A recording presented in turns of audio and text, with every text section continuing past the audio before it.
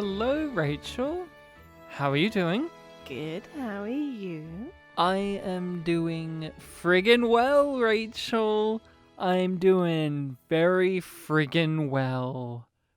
How are you doing? Well, I trust the math, and I trust myself. So, you wouldn't decide to do a podcast with just anybody. What the frick? You believe in yourself? Is this the real Rachel? No way. But you know what is real? The Yum Yum. The Yum Yum in this episode of Star Trek Discovery was very high. Of course, I'm referring to Yum Yum because that's the name of our podcast, as you can tell.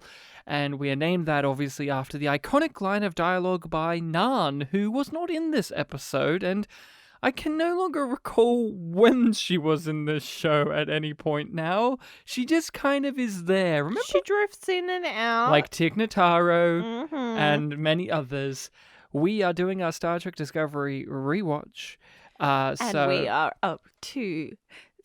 and we are in season 2 on to episode 7, which is called Light and Shadow. So expect spoilers for Star Trek Discovery. If you have not seen Star Trek Discovery, you're not up to date with stuff, especially season 2. That's where we're primarily focusing things, but there may be references here to season 3 as well.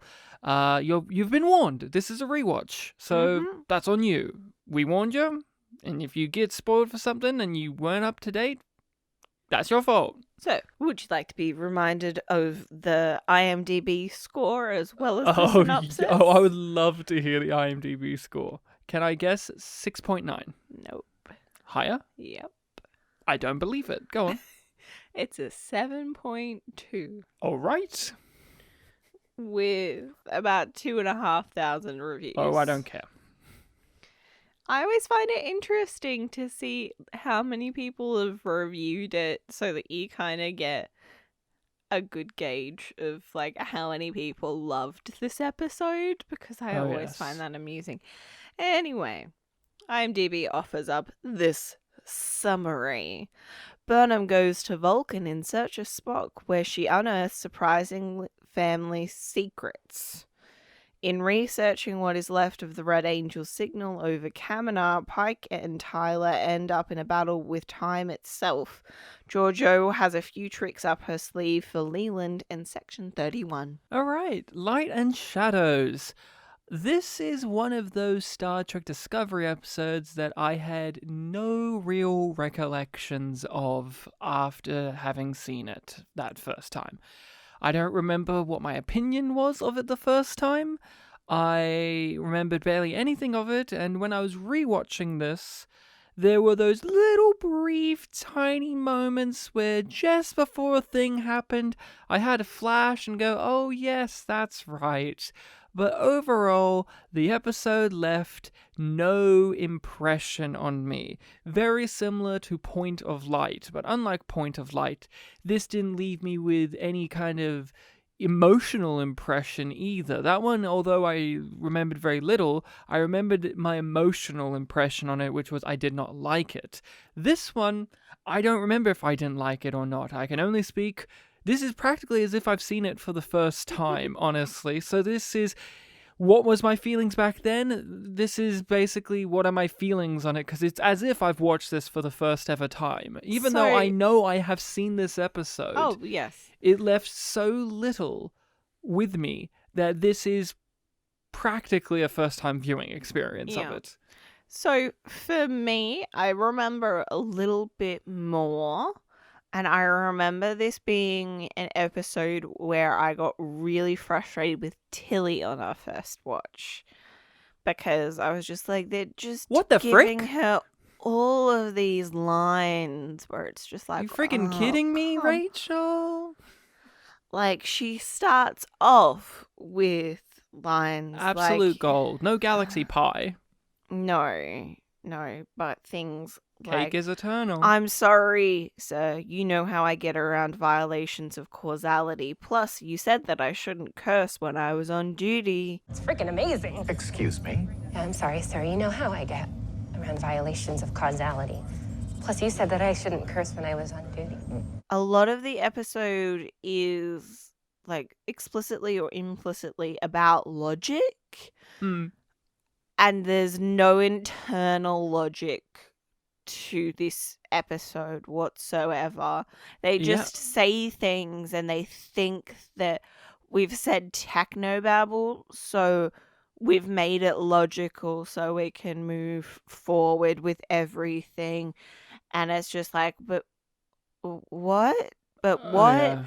And then it's just moved on. So you don't have time to actually think about it. And there were a few points when we were rewatching it where I was doing a similar thing, and I was just like, but wait, what does that actually mean? Wait, they've set that up. Do they ever come back to it? And you were just like, shh, shh, shh. Don't worry. Yeah, that's kind of it. I asked, I think in a previous episode or one of the previous episodes, what did you get out of this episode as a question? And I was constantly asking myself that throughout watching it of what It's am a I worthwhile question to what ask. am I getting out of this right now? Mhm. What am I getting out of this? And I now know why I've forgotten this episode. It is pure Star Trek Discovery down to a T, but not as overtly stupid as later season 2 where I Yes. remember it more. This is all the Filler. stuff I don't like about Star Trek all Discovery is filler. here, but none of it is as maxed out to the point of me remembering the stupidity of it until I see it in a moment and go, oh yeah, that's right, this little thing. But overall, this has all the things that I've not cared for already and I didn't care for at the time. The Spock stuff, I've already gone through my reasonings as to why that whole storyline and this whole element of the show does not interest me. It did not anger me, it just did not interest me. So Michael's storyline was practically that part of the show where I was like, okay, can we get past this and go to the other storyline? And then the actual sci-fi plot of Pike going into the timey-wimey thing with Ash Tyler and them trying to get him out, Time rift. I didn't care. There was Time nothing. tsunami. There was no hook to that story that really interested me. But they're fighting, Ryan. They're fighting. And in the end, they learn from each other and they're on the same page now. There was just no hook there. You said all that stuff, yeah, that's all there. But even from the beginning, before him and Ash even get on the ship to go to the thing, this whole episode, I got nothing out of it. There was nothing I gained. There was nothing that angered me. There was nothing that made me roll my eyes in particular. It was just, even though I don't care for the Star Trek Discovery aesthetic of things, I have come to terms with it. I have adapted. I understand it. I understand portions of it at least. I know its rhythm. And this is just stock standard of it. Nothing spectacular, nothing completely terrible enough for me to remember it. And as I'm talking to you right now, I cannot remember giant pieces of information that actually matter to this story, such as if you could answer me this one question, and I was trying to remember it, and I've looked at my notes and I don't think I've written an answer here. Why do they go into the time rift? Like, why do they take their ship and go in it? Why did they go in? Like, why did they have to get into a shuttlecraft and go in it? I know they had to study it, but why did they have to get into a shuttle and go inside the rift? Why was scanning in a probe not enough? I know they probably said it. I think they had to release the probe closer to it. Why? They can shoot probes into deep space from just their ship. Because of the time distortions. What does that mean? Nothing. It means nothing. You're trying to remember what the answers. You're trying to give they probably said something, but the thing is, do you remember? We've just watched the episode, like we just finished watching it. It was 5 minutes ago. Do you remember? why they actually had to go in there, other than the plot needed to happen, other than Starfleet needs them to study this. But why did they have to get into a shuttlecraft and go in there? Do you remember after having just watched the episode? Absolutely not. And there you go. That's this episode in a nutshell. There's probably an explanation. I'll play a clip and prove that they probably said some line of dialogue about it. But the point that I'm making is nothing stuck to me in this episode. It all just bounced off of me or flew by me, and I got absolutely nothing out of this episode, good or bad. It was as if I sat down for 45 minutes and did absolutely nothing. System's back online. Okay, let's not do that again. Mr. Saru, load your probe onto a shuttle. I'll pilot it close enough to target the anomaly and launch from there. Sir? Test pilot was my first assignment in Starfleet. I know Discovery shuttles better than anyone else on board. What did you actually think of this episode on this rewatch? It is boring. What about it made it boring for you? There is no substance, which I've come to expect from Star Trek Discovery. But Alice in Wonderland was referenced a but billion yeah, times. That's and, substance. There was a kind of annoying and lazy camera movements and effects and layered flashbacks and repeating audio and reverb. So it just felt really overproduced as well. Artificial. Yeah, absolutely. And it just made it feel bland. Yeah. Because they put so many different things on the plate. It just was all mush and nothing really stood out. And everything just gets washed away before the next episode. Yeah. So it's only just like, well, Pike doesn't hate Ash as much at the end of the episode. Still doesn't fully trust him, but doesn't hate him as much. Ariam is infected. Yeah, they're setting up all these things And for future stories. Spock has been found. This reminds me of those Amazing Spider-Man movies where, sure, things happened in them, but really they felt like Yes, that's all a they great did comparison. were placeholders for the next story. As you said, Yeah, it's a trailer for the next movie. this is a complaint that's been made about a bunch of superhero This movies. is a filler episode, yet it's not because, of course, this isn't just an episodic TV show. This is a part of a larger narrative, and this one is paying off things, setting up things, yeah, all of this stuff. They find Spock in this episode, so that season-long mystery thing has been finally caught up to. Arium stuff is happening, controls happening, Section 30, all this stuff. Is the beard yum or yum yum, Ryan? Don't care. I honestly don't care. People flipped out over Spock's beard, and that's not what I flip out over. It's like, okay, sure, he has a beard. I honestly don't give a rat's ass. Ash Tyler has a beard. Riker has a beard. I don't give a shit. That's just, again, minor aesthetic details where I care more about stuff like, isn't it funny that Hugh Culber was resurrected last episode and yet he doesn't even make an appearance and they don't even reference him by name in this episode? They reference him by saying that you killed a crew member on this ship, your shadow did, but they don't actually say his name. When you said that, I was like, wait, when did they do that? And the way Pike says it, it doesn't even implicate that crew member's come back to life. No. If you said that this was actually episode 5, I would believe you. I would believe you. Like, I think the audience has to have a satisfying experience of the season. I think they have to feel it's come full circle and that they've had an arc. let's talk about the episode a bit more in terms of the actual plot lines involved. There's a few. It's interesting that IMDb makes it sound like Georgiou really mattered a lot to the plot. It made it sound like she had her own plot, which was interesting. Yeah, it made it sound like there was an A, B, and C plot, but there's not fully.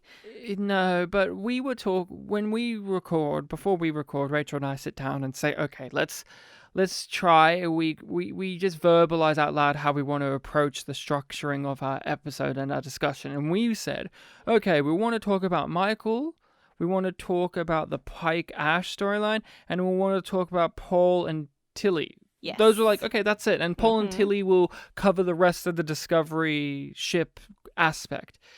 And I did not even think about, well, let's talk about Giorgio, because Giorgio was just like a minor aspect in Michael's story. I was going to bring up the fight. I was going to make sure to bring up that, because I found it so schlocky. Oh, that's a great way to describe this episode. This is sci-fi pulp. Yes! This doesn't even feel like this could just be any sci-fi show, this episode. Like, even for Star Trek Discovery level, this feels like it could have been any other show. Yeah. It didn't feel even like... Again, we keep referring back to Season 1. Remember how Season 1 had all of these things, like the Klingon War, and Lorca, The and war is over. Vok, and all of this stuff that even if we didn't like it, things kept referring back to those. And this one, it's just like, isn't it funny to remember that Lorca existed in this show at some point? And yet you have an episode like this, and it feels like I switched channels. Moved past it. I know it's moved past it, but it's past it. It is amusing, right, to remember that Lorca existed in this show. Remember that this show has a history, not just the one that they're referring to from the other shows, but Discovery has a history now that it's kind of trying to erase, but most also of the embrace, time. It's because very weird. Because now we know who killed Michael's parents. Selective history, but that's been brought up this season, so but it doesn't that was matter brought that up it's last season too. So there you go. There are things that they're carrying over. Oh, let's give them praise. They did below the bare minimum, Ryan. You see how we've already trailed off from wanting to talk about the actual plot lines of this episode, because talking about them, here it is. Pike, Ash, they have a really lame trip into a time rift in which there's no Contrite. It's really short. Nothing really exciting happens there. But it sets up something for down the line. Pike sees a future echo of an event that he misinterprets until he actually is in the event, and then he goes, it's actually, I'm saving him. And it wasn't as if that really set any kind of stakes. We get that scene kind of 4 times, because we see him watching it. And then we see him thinking about it, and then we see him in it, and then we see him remembering that he saw it. But there's a lot of reusing footage. And audio in this episode. Because we get a flashback to the flashback, and then the lines in the flashback when Michael is at her childhood home are repeated at least twice for every single line. Rachel, we got to keep focusing on Pike. See, we already are going off because it's so bare bones. What is there to say? Okay. Pike and Ash. I thought we were done with that. That's why I moved on to the Michael stuff. I thought that was all that we had to say about it. No, that's it. That's how bare bones and generic it is. Because here's my major disconnect my major disconnect in the episode. The one thing that I latch on to in this rewatching, and I completely forgot, is they introduce this whole guilt thing, and Pike is a guy who's sitting out the war, who's trying to basically endanger his life. Just doesn't work for me. They're trying to do the old Pike is putting himself in danger constantly as trying some to prove himself form of guilt because he didn't get to help out in the war. And they've mentioned that. They mentioned that he feels bad about that, but mentioning it and threading the needle in a way where when that happened, I understood, oh, okay. For instance, I'm going to bring up 2 examples, one from this show and one from another sci-fi show. Lorca. They showed us time and time again with his actions, with his words, and with that performance, what that character was about. So that later in the show, when characters would be against him or turn against him or whatever, we understood that because we saw that through Lorca's actions, right?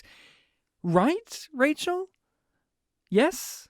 We saw For that the with most part. We saw that with Lorca. Yeah. We saw how he treated others and how he would approach a mission, and you could understand why other characters were standoffish about his approach to things. Pike, he's just been very diplomatic. He's been putting himself in missions, but again, he just seems like any other Star Trek captain, and that's been a good thing, but it hasn't shown us that he hasn't shown us enough that he has this suicidal tendency in a way where he's putting himself in the danger. He has been volunteering to go on missions, but I never got the sense in New Eden that was a dangerous thing, right?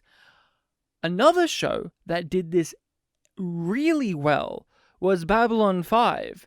They had the character of Jeff Sinclair, and they have very early on. There's a point in which it's not a fair comparison. It's never a fair comparison to compare it to Babylon 5. It's unfair, but there's a moment in Babylon 5 very early on where they do the thing where it's like, hey, isn't it? They point at the thing where it's like, hey, isn't it always weird that in these sci-fi shows the head of the ship or whatever always is throwing themselves into the action?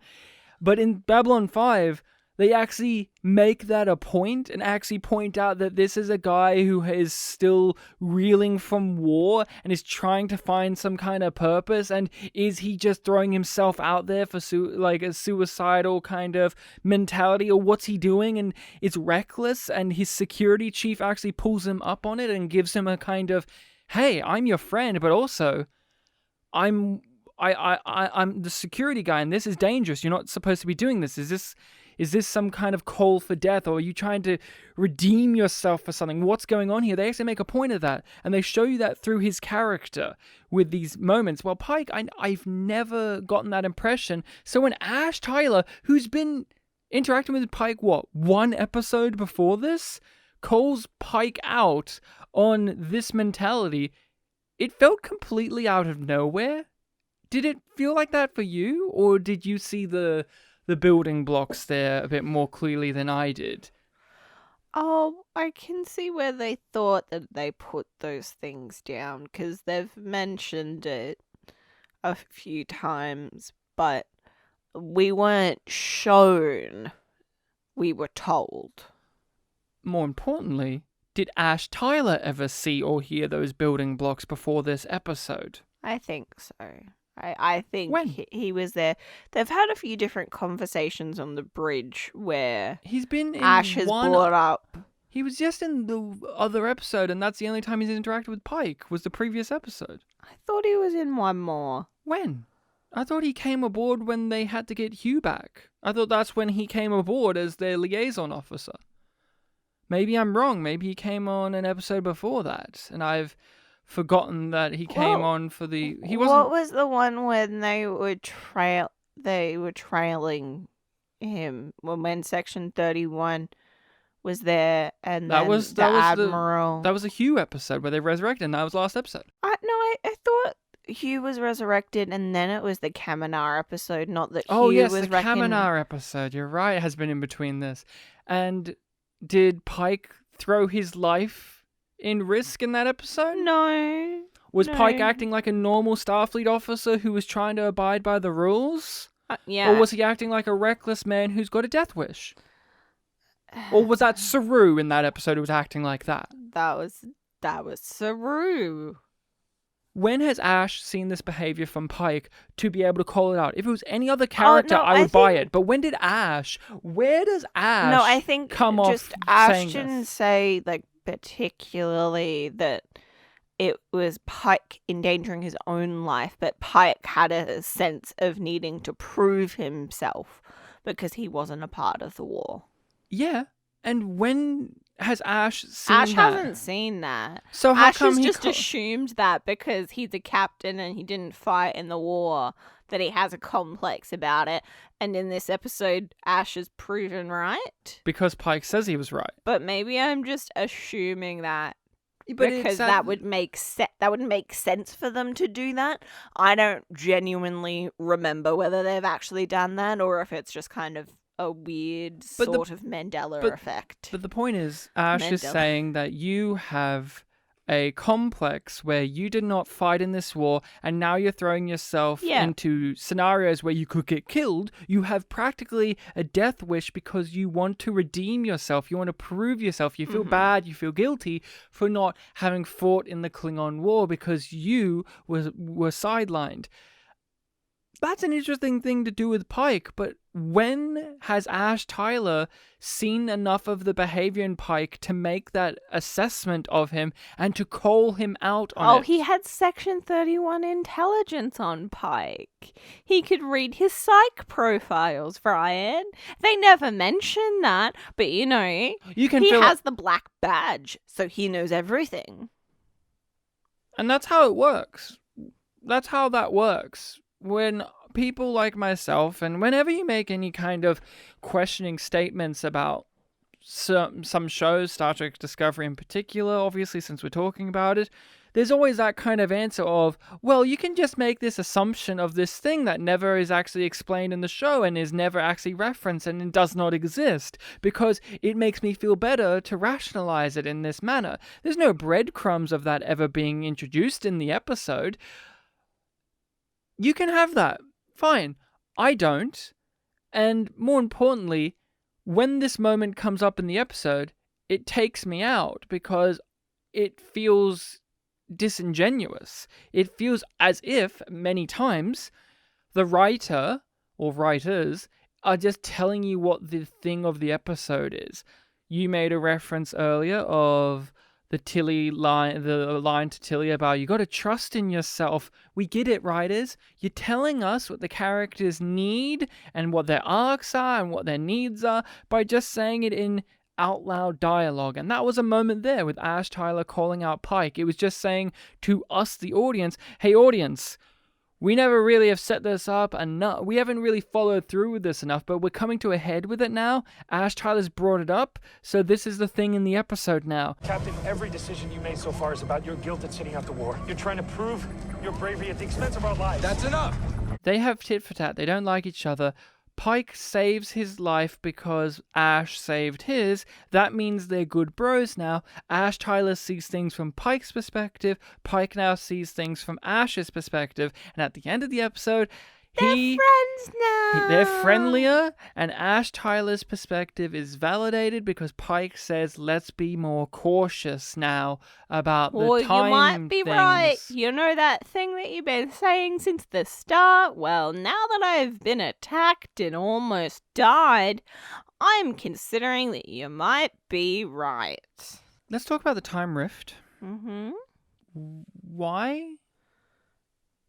Because Control has to come back to the past. Even though Control already exists, the future version of Control Must where upload Control, itself to upgrade itself in the past. Yes, it must get access to the sphere data. Which is in the ship's data. Which is in the shuttle bay. No. In the shuttle. No. Because it accesses Discovery. Stop. You're skipping too many steps.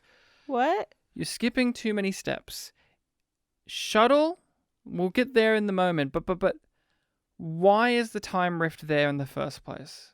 Who made it? What's it from? What's going on there? What is that? Control. You're saying Control made the time rift? I thought that was it because it's similar but not the same as the red signals that the Red Angel makes. Right. But it was Control's attempt to do the same thing that the Red Angel does, but it didn't have the same technology and the same understanding, so it didn't quite work out right, was the way that I understood it. So it made a time rift, but it couldn't get through the time rift? No, so it needed opened up someone the to go inside of it.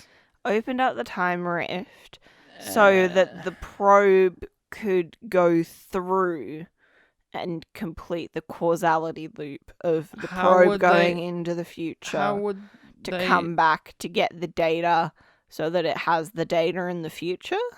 This makes no sense now that I'm actually thinking about it. Thank you. How does it... Okay, there's so many stupid... Okay, first, let's go in the logic. What let's say logic? it opened the time rift in Yes. hopes of getting the data from the Discovery ship. Mm-hmm.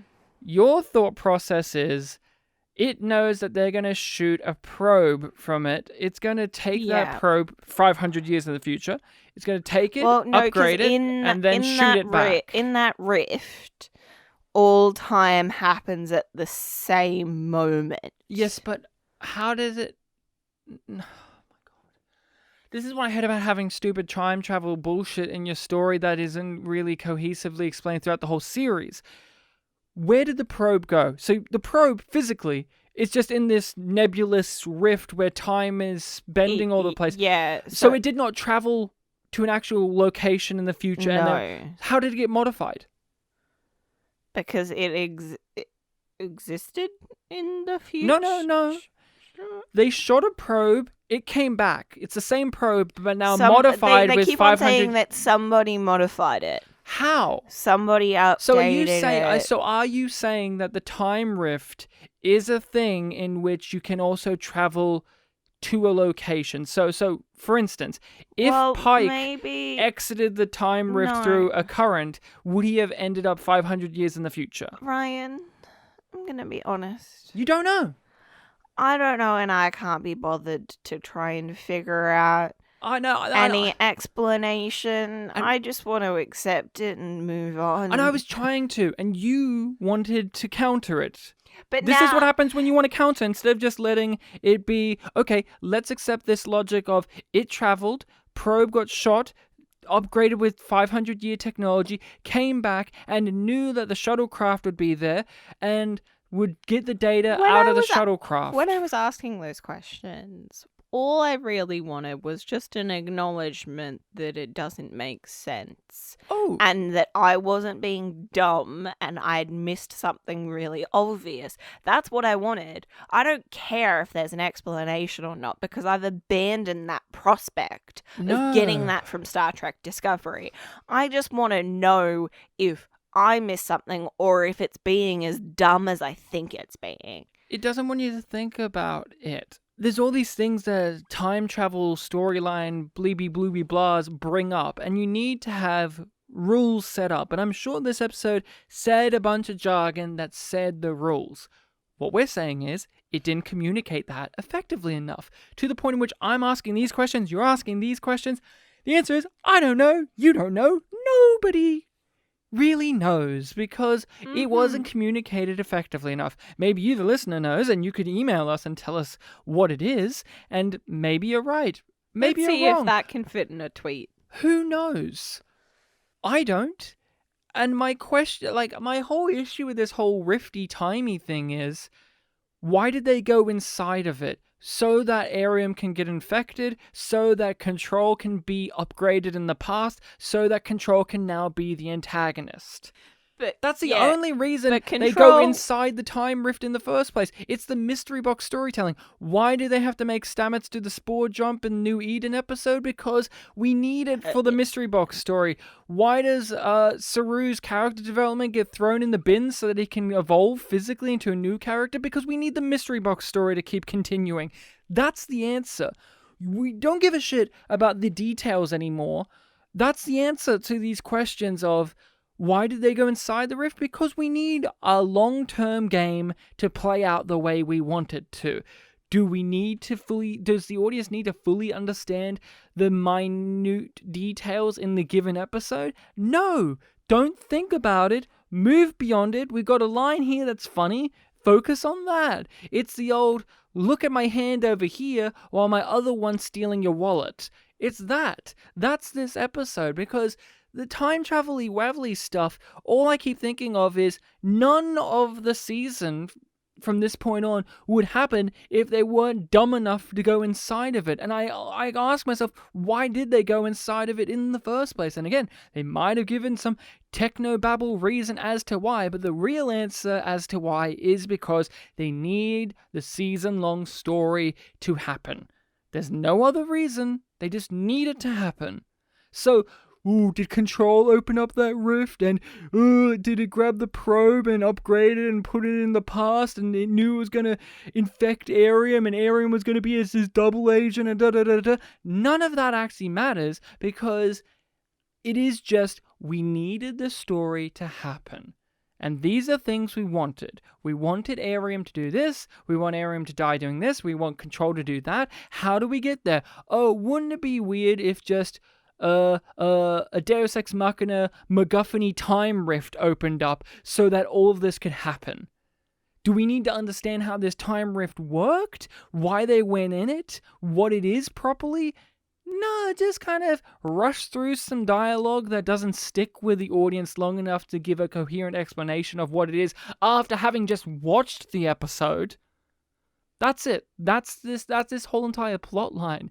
I was just saying before, Rachel, I didn't want you to skip through to the shuttlecraft stuff, because my other thing was, maybe I'm wrong, but to me, I never thought that the shuttlecrafts had the computer of the whatever ship it came from's entire core on it. I always thought that a shuttlecraft would just have basic computer function and just general kind of stuff. I never thought that the shuttlecraft was basically an external hard drive. And also, if it was just like linked up, then a bunch of the other things doesn't make sense, because if they're still like transferring and managing to maintain like a Wi-Fi data signal or a Bluetooth signal, how are they doing that? Through time distortions? Yeah, if they can do that, then why can't they manage to just communicate transport them or communicate at all? It's that we can't do these things because there's all this time distortion stuff. However, the upgraded probe thing can do this stuff, even with the time distortion stuff. Yet it Stick that Band-Aid on it. Yet it can't leave the time distortion itself, and yet it also can't withstand a phaser blasted at its tentacle. These are the things that I think about, and you just have to stop thinking about it. You have to stop thinking about it, or you go mad. We go mad like Spock.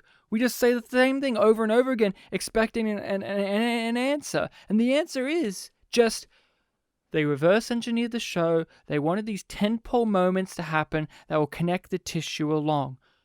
Do these tentpole moments like magical time rift that just happens to come across on Kaminar after the red signal burst? Does it make 100% sense? Not to us, because then it raises these questions like, why did it open up there? If it does open up there, does that mean Control was aware the entire time in the future where the red signals were appearing? And if so, why is this its solution to solve that problem? Do you see what I mean? Like, it brings up this stuff too of, wait, so if Control in the future has all of this technological ability, it's this advanced, sentient, like, computerific life form with all of this advanced technology, why is it that, and it knows apparently, via this episode, it knows apparently that the red signals turn up in these places at these locations. Wouldn't it outsmart in some way, shape, or form the Red Angel itself by appearing at the same time as it and killing it? You know what I'm saying? Yeah. Do you? Wouldn't it ambush Michael in the Red Angel suit if it knows that Michael in the Red Angel suit is going to these locations at these times? Because that's what this episode is positing, right? If we're to believe that this time rift thing is somehow involved with Control, which I don't even fully know if it is because this episode is so sloppy, if we're going on this assumption, then how come it just doesn't pop up when Michael pops up as the Red Angel and swallow her in and fuck her over when she's in the suit? I think the audience has to have a satisfying experience of the season. I think they have to feel it's come full circle and that they've had an arc. Usually in shows like this, again, to refer to back to season 1 or Babylon 5, when they have these big episodes, you remember them. You remember them by name, even. This one's a big episode in terms of the narrative of the season, and I have to keep looking. What's its name? Light and Shadows. This isn't signs and portents from Babylon 5, where if you're a fan of Babylon 5, I say that title, you know exactly what fucking episode I'm talking about. You know exactly the episode. Or if we're going to go back to season 1 of Star Trek Discovery, Into the Forest I Go. You know exactly what episode I'm talking about there. That's the one where they fuck up Cole and they flip at the end and go to the Mirrorverse at the end, right? That's a big episode. You remember that. It's a big episode for that season. This is a big episode for the season, and yet it feels like it's a throwaway. And that's another detriment, many detriments, but this is another one of, this is an episode we're supposed to really, really, really be invested in because it's very important to the season-long narrative, and yet it feels so throwaway and nothing. We gotta talk about Michael. How did you feel about old Michael Burnham and Amanda and Sarek and Spock? How did you feel about it? What was your journey with them this episode? Because Michael, again, didn't have a plot this episode. She just went to a location. Yeah, before I answer that question, I just want to give you a taste of some of her lines. Who, Michael's? Yeah. Amanda had some great ones. Oh yeah, Amanda did too. Not trying to lessen that. We'll get to that as well. But I'm not here as a Starfleet officer. I'm here as his daughter. And also just to note that she dressed Vulcan-y to go to Vulcan when she hasn't dressed that way. No, she's been a Starfleet officer the entire time we've known her, except for when she was a mutineer and a prisoner and a citizen and undercover. She's been mostly a Starfleet officer, though, so that's on you. My whole life, you've told me the truth. That's how I know you're lying. Was there anything good in the Michael, Spock, Amanda, Sarek thing? Because as much as I didn't like the Pike and Ash stuff, I could at least go, okay, there was a thing there, like the bit where Pike saw the future and then the future bit happened, like we mentioned. Like, I didn't necessarily think it was clever, but it was a thing that happened. I was like, there's a setup and payoff here. Was there anything like that in this storyline that you garnered? No, not really. There were some magic crystals in a cave. Not crystals. The Katra stones, so soul stones, that block your ability to telepathically connect with a person that you are tethered to. And that is why Sarek's meditation thing didn't work. Because as we all know, Spock and Sarek have always been telepathically linked. Obviously, we know this because they are a father and son who have never mind melded and have never really spoken that much telepathically and do not share pieces of each other's katra.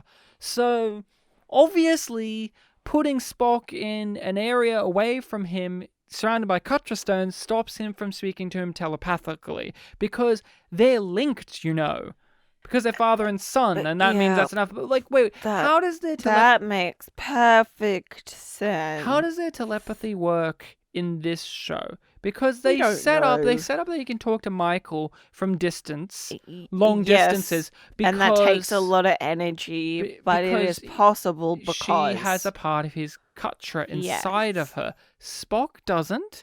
No, and Spock he never and him saved his life. And Spock and him have never mind melded either, so they don't have that thing either. So how does Sarek have the ability to talk to him telepathically from a large distance? Because he doesn't know where Spock is. No, he's just hoping that it will work. And then he's like, you put him in the Katra stone area where I can't do it because these block it. I can't sense where he is. Does that make a difference? Apparently, but how? Like, we know some minute. They say it does. That's enough. But does it even line up with how the rest of Star Trek Discovery has set up their telepathic abilities? No. Not really. No, not really. No. But Rachel. Yeah. Talk to me about Michael, please. other than quotes, she's our main character. We've been searching for Spock the whole season now, and we finally get him. What do we get? What happens here? Okay. So, let's... okay. So, we get her packing her bag and the conversation with Pike and her hesitation at actually tracking down Spock and seeing Spock is apparently gone, even though that was a very much a large part of her arc so far. But now she's just accepted that she needs to see her brother. She has no hesitation whatsoever. Oh, she had a little adventure with Saru. Yeah, Saru taught her the lesson that she needed to know, so now everything's fine. You remember, she stole his episode last week so that she could have this one. Yeah, that makes sense. Yeah, I guess.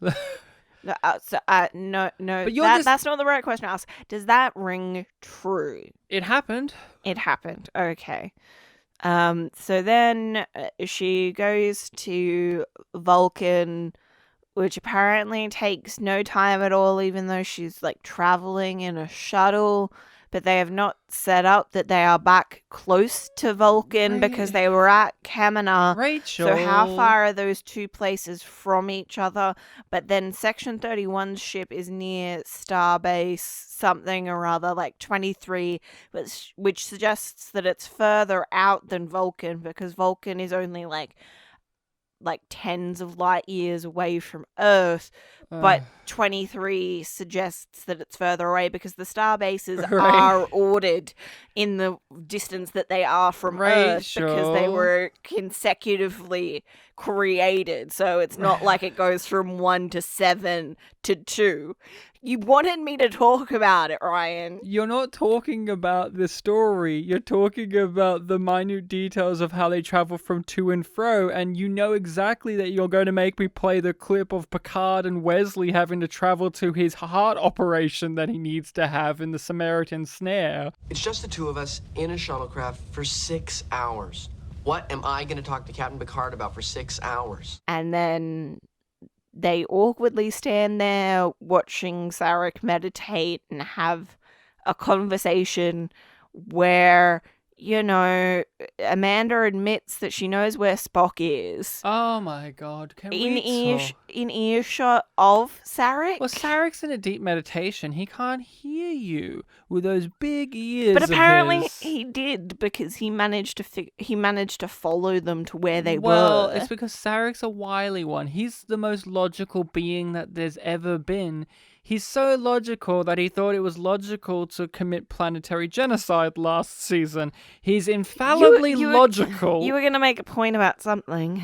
Oh, me? Yeah. Oh, Amanda. Well, the show isn't. I think the audience has to have a satisfying experience of the season. I think they have to feel it's come full circle and that they've had an arc. Amanda and Spock somehow met up at some point. She found him. He found her. Don't know what happened. And doesn't matter. They went back to Vulcan. Then randomly 2 days ago, he started to talk in rambling nonsense. Yep, we don't know how long he's been there, but he randomly broke because that's when the latest red signal appeared over Kaminar, maybe. And why does that affect him? Because he has a link with the Red Angel, so the Red Angel coming back maybe ticked over something. But we know that Red Angel isn't the one that he's connected to. No. He's connected, if I'm not mistaken, he had a mind meld with her mum, right? Yes. And the one over Kaminar was Michael. Mm-hmm.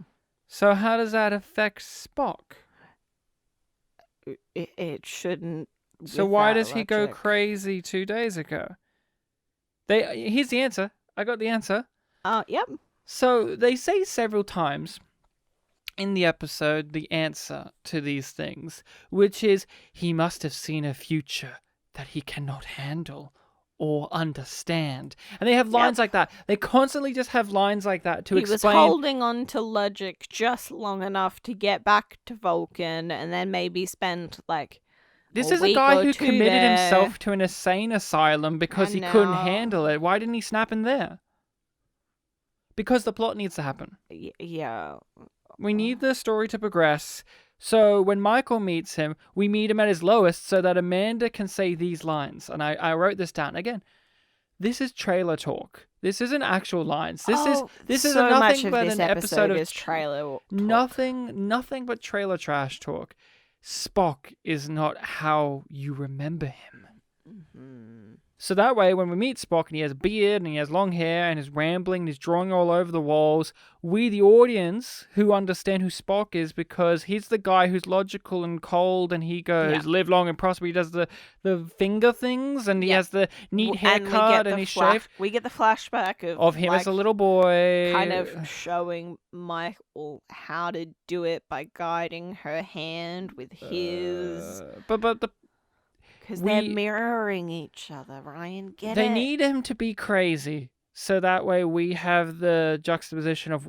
We needed the subversion of expectation. He can't just be Spock. And he's like, here's what's going on. We need him to be crazy so that we can have the Talos... So that we can have next episode to happen. So we can have the Talos 4 thing happen.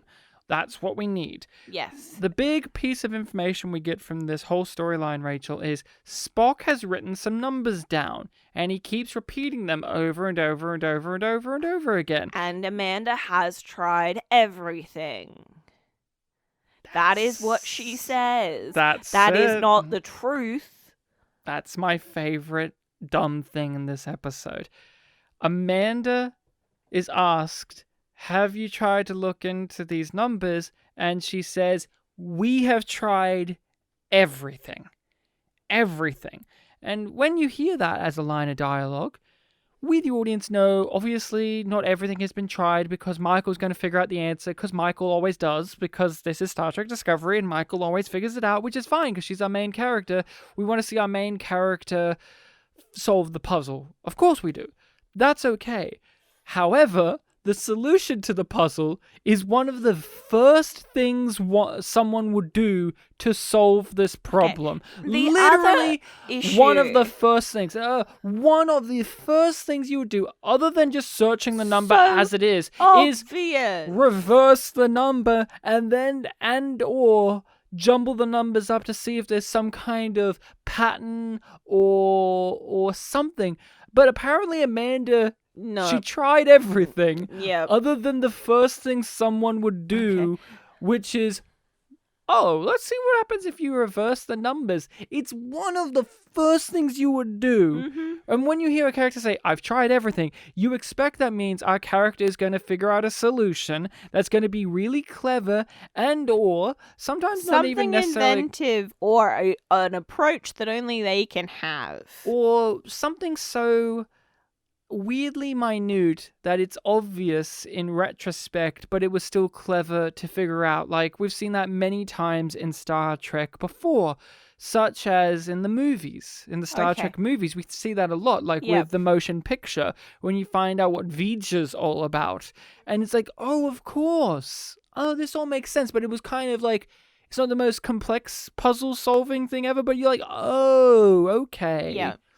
I can see why this would stump even Spock to begin with. Okay, that is a gaping error, in my opinion. And the thing that it makes it worse somehow for me, even though, like, this isn't a huge issue, and it's something that sci-fi does a lot, where there's only one result when she searches the numbers. Oh. Only one result. Yeah, but she's assumingly searching... her shuttle is also an external hard drive with all of the sphere data. Well, it's also connected to the Starfleet database. Only one result. You know what's really great? Only one result. It's connected to some Starfleet database or whatever, and she can get instant results, and it's like a cloud of information, and yet she's also still being tracked by Starfleet, by Section 31, and I don't know... It takes her to Talos 4, which then they say that and it zooms in on the holographic image of that, and then she says, Spock, where are you taking us? Or where are you leading us? It's like, bitch, they just said where they're taking you. Talos 4! Of course, she doesn't know what that place is, but I do. I've seen The Cage too, guys, and we're going to see it next week again. Set course for Talos 4. Maximum warp.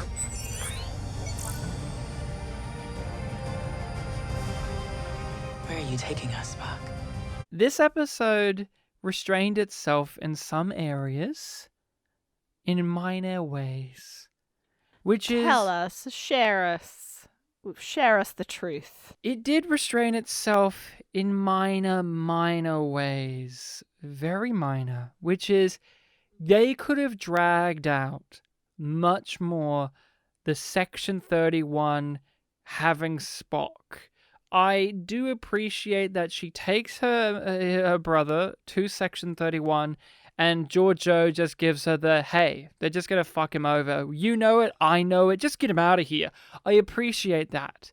That could have been the end of the episode thing, and then next episode could have been a whole thing dealing with it.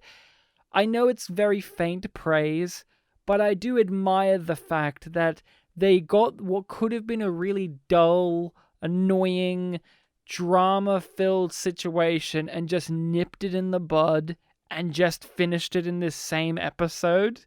Because if the next episode was just Michael finds out Section 31 isn't what they seem, I would have just killed myself. Because of course Section 31 aren't what they seem. They're literally a covert secret organization that everyone's heard of. Excuse me, that's the point? That's the point. That's the point. But I admire the restraint there. I also admired the restraint, and again, this is faint praise. They didn't go so heavy on the you remember this thing as much as I expected in the episode where Spock is officially back into the show. They have the chess set there. That's all you need, and then tell us for at the end. But not every single thing in their story was completely you remember this. And when they did, it was cringy. When Amanda tried to do the needs of the many line, yeah, my eyes rolled and they cut her off, and I was glad that they did. But I was appreciative of the fact that not the whole entire episode, unlike next week's, is you remember this thing from Star Trek? You remember it now? I appreciated that. I liked that they stopped themselves in their tracks and enough for me not to completely write off this storyline in the episode. However, nothing happened. Nothing happened until Michael figured out, what if it's backwards? And the fact that we wasted 45 minutes for her to figure out, what if it's backwards, is a waste of time to me. Because it's literally one of the first things I thought of. And if the show expects me to take 45 minutes to think of that, then it could go fuck itself. What are those numbers? I don't know. I've tried looking. Are they coordinates? Are they command codes? Are I they don't birthdates? know. I've tried everything. Paul and Tilly were in this episode. His tardigrade DNA was important because he cannot be affected by time, like it was mentioned in the Harry Mudd episode. Back in the Harry Mudd episode, Paul and Tilly were characters I enjoyed and or liked seeing on screen at least. And in this episode, here we are a season later, practically down to the exact numbered episode season later. I think that was in episode 7 as well. Perhaps. And I do not like seeing these characters on screen anymore. And it's not the actors. It's these characters. It's not as if I hated them. It's just when they turned up, I said, oh... okay, what are we going to get through? Can we just get through it already? You remember that feeling when we used to care about these characters on the first watch through? Yeah, somewhat. Do you miss it? Like when an episode like this comes along, do you miss having liked Paul and Tilly as much as we used to? Because I really do, because even in an episode like this, they would have pulled me through. It would make it a much easier pill to swallow. That's for sure. It would do that. And look, they do stuff in this episode, but all they do is just run and talk while running and then just do. There was a moment where Paul was like, beam me aboard the thing. Tilly, you're the one. And I'm just thinking to myself, wait, we're not going to consult with Saru at any point? And then it cuts later and Saru just knows. There was no point in which he was ever debriefed or ever mentioned to what Paul was doing. Did you notice that? Oh, yeah. Yeah, that was there. Because it would have been inconvenient for the plot to have Saru be involved, because Saru's They didn't character would have... time. Because Saru's character, by nature, would have slowed that story down, because he's very by the books. Let's think about this. Let's take a step back. Ryan. And They didn't have time. They were about to get swallowed up in the time rift. in the time sphincter. Oh, I don't know. Something like that, I think. And that's their storyline in this episode. And that's the episode. That's the fucking episode. There's so many things not we could discuss, but then none of it's interesting. Like, Rachel has lines of dialogue. I have lines of dialogue. There's the whole stuff with Section 31 that we don't even want to touch because none of it's interesting. There is one thing that I do want to bring up. Yeah. Because I had an issue with the sound design overall for this episode. Like, the mixing fell off. Like, the music was too loud. Audio was too soft. There was always some kind of track in the background. That's the show. That's the show. And then when it got to the fight sounds, when Michael Boom, boom, is boom. fighting Joe, it was just so awful that I just walked out of the room. There was a moment. No. Let's touch on the Section 31 for a moment. Giorgio has this whole thing where she's like, I've disabled this for 60 seconds. I'm telling you this. We've got to fight so that way when Leland sees the security footage, he doesn't think that I'm going to betray him. But at the end of the episode, she just says out loud, here's the thing that I've got over you. Now I'm in charge and none of this mattered. Like, what did her doing any of that actually matter? Because at the end, she was just going to play her hand anyway and be like, Leland, you work for me now. She did the same thing the other time when she's just like, well, I have this to blackmail you with. And then episode, she's just like, now I have this new thing to blackmail you with. Or wait, is it the same thing, but she just used the planet's name in the last one? I don't know. She just basically, who cares? I think the audience has to have a satisfying experience of the season. I think they have to feel it's come full circle and that they've had an arc. Time for the Huda. He's alive. He's and alive. You wouldn't know it. You wouldn't know it. We said it. Not you on wouldn't know screen. It. Never mentioned by by name. name. And as you pointed out, he is mentioned briefly by Pike. But not by name, But and not doesn't by even name. reference the fact that he's currently alive and on the ship. No, just the fact that you killed him. There was a little moment, and maybe this is a next episode. Doesn't matter. It's not in this episode. Ash Tyler is severely injured, and at the end he's just standing on the bridge like, whatever, on Kronos we wouldn't even put a bandage on this. Me, I'm Ash Tyler, I'm a little whingy bitch, and all I do is complain and whinge, but sometimes I like to think that I'm a badass, and I'll just reference the fact that I'm a Klingon, but I'm not, but I am, but I'm not, but I can't turn off Vok, but I can, but I won't, but I am. Can't get rid of him.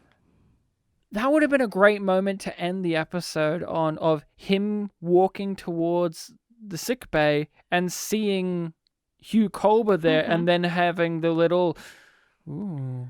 But no. Oh, that would be interesting. Hugh's not in this episode that because would be interesting, and they're not interested in being interesting. Because we don't have time to remember that he was resurrected like an episode or two ago. It's so funny to remember that he is alive. You wouldn't know it. You wouldn't know it if you missed that episode in this and you watched this one. You wouldn't know that he's alive. You would not. And you think also the Stamets might have brought it up in terms of him risking his own life to go save the captain and Ash, with the fact that, like, he's risking his life and his potential future with his resurrected husband to go and rescue his killer. But no, we ain't got time for that. Wow. I didn't even think about it. I didn't even think about that. I mean, I understand why he wants to save Pike, but there's this moment where you're right. Like, he never has that moment where it's like, oh, it's Ash. You know, like, No. Like, nothing. Like, you're right. Oh, fuck. Like, for a moment there, I actually forgot that Ash killed him. We were just talking about it. I know, no, but like when you brought that scene up and Paul there, and I was like, why would a brief moment in my brain was like, why would Paul be angry at Ash? Oh, that's right, Ash killed him. Ash killed his partner. But in all my conversation, I don't think I really touched upon Ash killed like Culber, Yeah. right? Like Ash killed him, and they don't milk any drama out of it in this No. episode when they easily could have, and they Yeah. don't because who knows? Who knows? Ain't got time for that. Ain't got time for that. That's basically it. I got time to hear what you would rate this episode. It's a yum. It's a mild yum. Could you remind us all what episode we will be delving into next week? If memory serves. Yeah, if your memory serves, could you tell us what the episode is? No, if memory serves.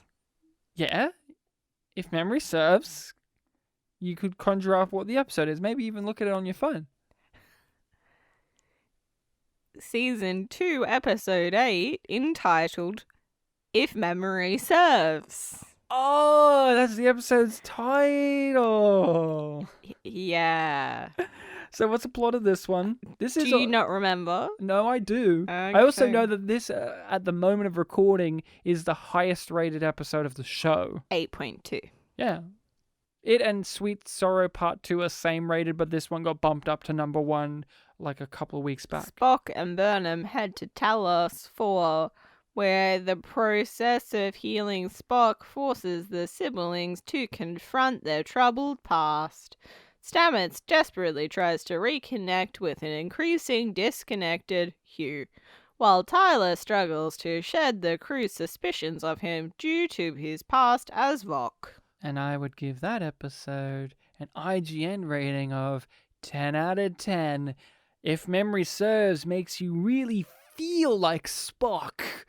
So we'll be talking about that one next episode, so make sure to stay tuned for that. Give it a watch in the interim if you dare. You may find us on those social medias of Facebook, Twitter, Instagram, Reddit, all the big boys. YumYumPod at gmail.com if you want to shoot us an email to explain that thing, if you can. Explain anything to us or give us your thoughts, questions, queries, and concerns. Check out those. All of those links should be in the description. We have our Patreon, which if you are not on the Patreon, you should get on it. It's a party. We are watching many things on there, from the movies to other Star Trek episodes and discussions of other things, whether they just be other TV shows or games or who knows. You will if you are on our Patreon. That is all in the description, like Rachel mentioned. The perfect way to end this episode, Rachel, is you got to guess how perfect way to end this episode? I was gonna go with Pike's line at the end of the episode that we watched. Which is? We are always in a fight for the future. Oh no, I was just going to suggest that we be like Ash Tyler and just bash it until the episode ends. Just be like,